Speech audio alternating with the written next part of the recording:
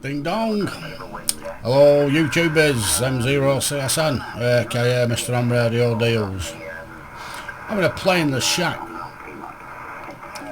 Bit of a, I don't know, day off, doing nothing. So thought, well, I'm doing nothing, we'll get in the shack and we'll have a play about, see what's what. So started messing around and digging radios out that we just haven't bothered with through a bit, and thought we'll do a quick short on that baby.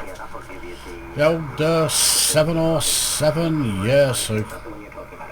Tell you what, first HF radio, that back in the day, way back in the early 80s, way back. That's not the original one that I got, but it is the same line.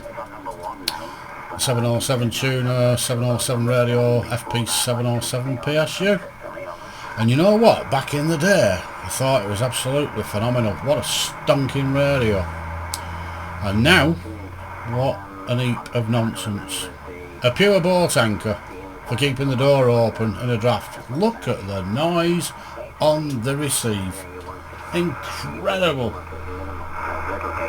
140 metres. The band's not in phenomenal shape, but you know what, the 530 totally different, wipes the arse out of that thing. Then the 890, well, obviously we don't need to go down that road, do we? But 707, so basic, no options for tuning anything out. But as you can hear,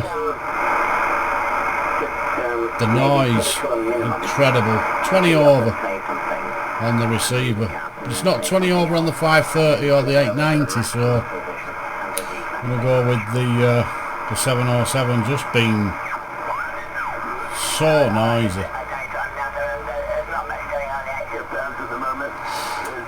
Few signals. Thought it's still a bit toast today, to be fair. But, oh, I don't know. I still have memories of the bar graph LED signal meter back in the day. You just see it light up red. Of course, I was using it on CB back then. Naughty. But hey, we all did it. And those that didn't, well, you don't know what you missed. So, what can one say? I know there was a lot of guys doing it on HF, but we were doing it on CB. And going from a Cobra or a President Grant to one of these babies, well, it was phenomenal. Really phenomenal. Transformed the situation. I'll never forget bouncing around on that and listening down on the ambands. One day dreaming that I'd reached the dizzy heights of getting a call sign and being one of those boys. And now one of those boys, I wonder why I bothered some days. I truly do.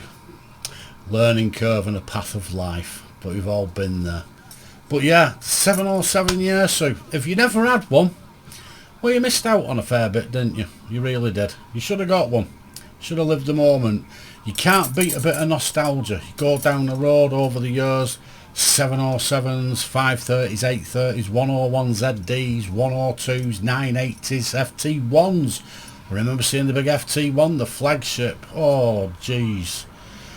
What a radio, and I dreamed of owning one. I've had about 5 over the decades, but too old to service these days. I think they start to die, they die for good.